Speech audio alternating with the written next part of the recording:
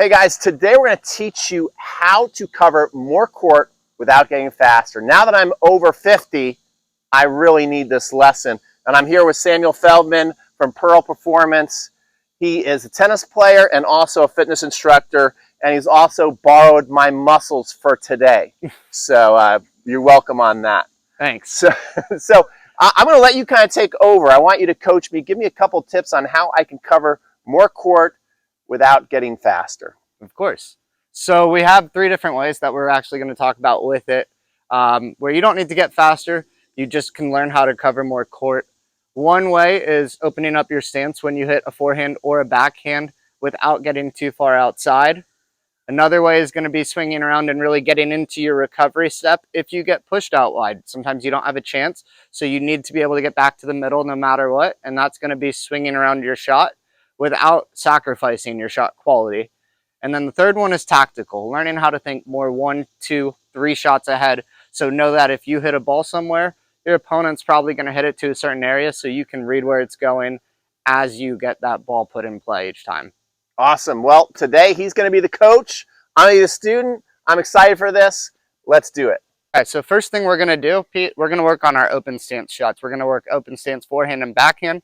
What that is going to give us access to when we come out here, being on our outside foot and immediately being able to get back to center. So at that point, once our opponent has the ball on their court, we've got access to both sides of the court. We're easily in the middle.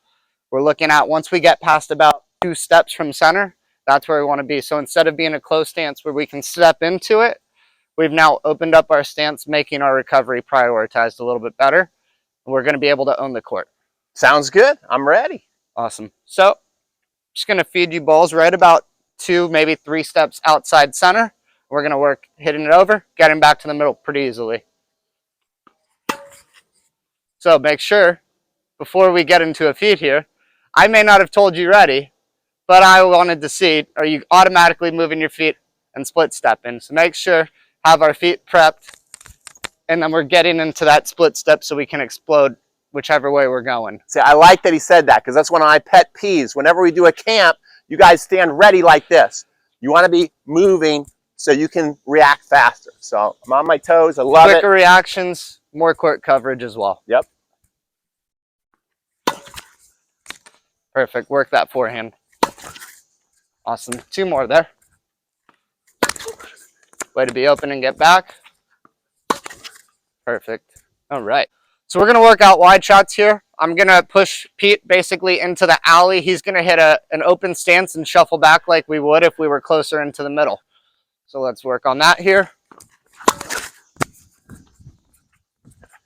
Awesome. So if you notice, it took 2 bounces before Pete was all the way back. We don't have 2 bounces in tennis to account for. That ball is going to be coming back over by the time Pete's maybe second shuffle in.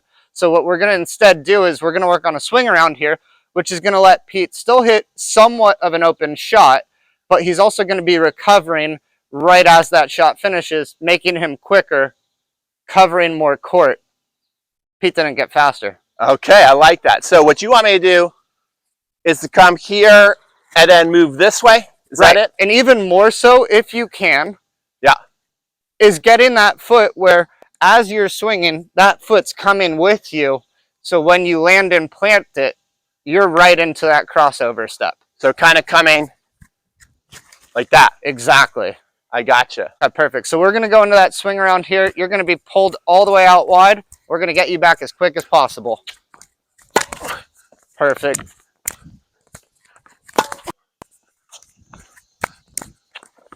So as you guys see, even though he's getting pulled out wide, I can still hear not even 2 bounces, and he's back to center, but covering far more court.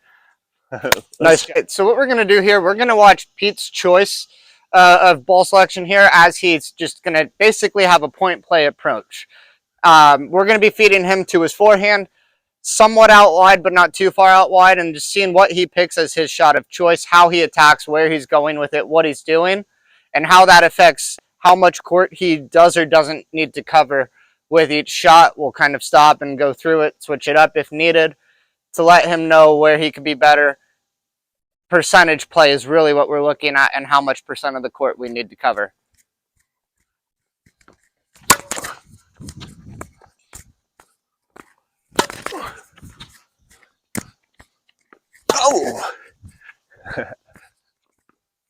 All right, so we've had 4 balls so far. Pete's left-handed, so of course he's going to play against righties backwards a little bit, which is fine. But each one, he's been going down the line. So there's a lot of ways that that's a lower percentage shot, no matter what we're doing here. One way that we're looking at it as lower percentage and knowing what may or may not be coming next, he's going over a higher part of the net, so he's making it tougher to stay in the point. I guess if you're out of the point, you don't have to cover court. So if you want to cover more court, lose points. But if you do want to win, which most of us do, that's not going to be a good option because now you're playing against a righty more often than not. You're opening up their cross court. So you've now shifted your middle of the court to the other side. So that right-handed player now has an advantage to hit a forehand cross court easily across the lowest part of the net, and they're going to be able to run you where you now need to cover more court. But we're going to now change here for Pete so he can cover less of the court. We're going to have him hit to a righty's backhand. Most righties would rather hit a forehand than a backhand. So if we're now going to hit it to their backhand, they're probably going to hit it cross-court back because they don't have as much confidence to put it on that other side of the court for you. With that, we don't have to even necessarily get back to the middle of the court fully. We've now shifted it to where you could stay for the most part in this box, knowing exactly what's coming at you next. So playing 1, 2, 3 shots ahead, let's see what happens as Pete now attacks the middle of the cross court. There we go.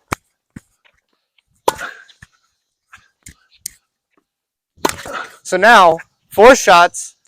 Pete's put him deep. He's not making it easy on someone.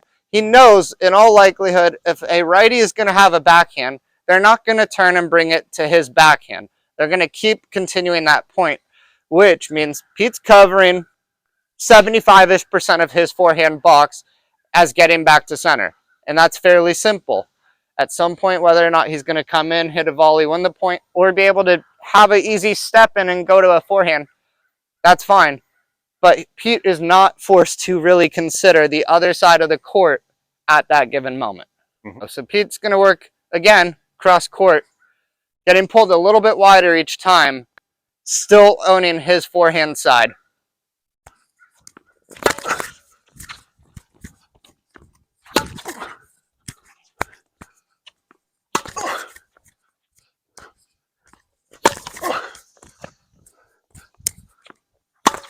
So what you guys notice, Pete's getting back where he needs to. His ball has maybe just landed when he gets there. So he has the ability now to see what his opponent's going to do next. Of course, we know the likelihood when he puts it cross court is they're going to come back. But regardless, if someone does do something different, he now knows, okay, I have the ability to see where I need to go and be there no matter what. So guys, that lesson was extremely valuable for players like me, players over 50 who want to cover more court without getting faster.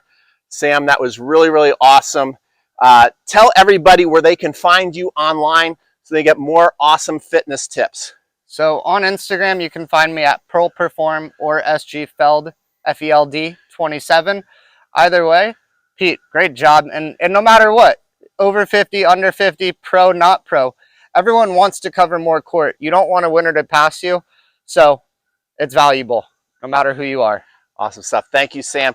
Guys, if you want more instruction like this, make sure you subscribe to my channel. And I'm also going to leave you with a free gift because how awesome it would be if you could move like that. But sometimes you don't even have to move like that because you got an amazing serve. So sign up for my free 7-day serve challenge right now on your way out. You can go up in the card section, which I believe it's there. Okay. So you click there, you get on my 7-day free serve challenge. Go down in the description box, I'll also put it there. Also put in the first comment. So you just basically can't miss it. We'll see you guys on next video.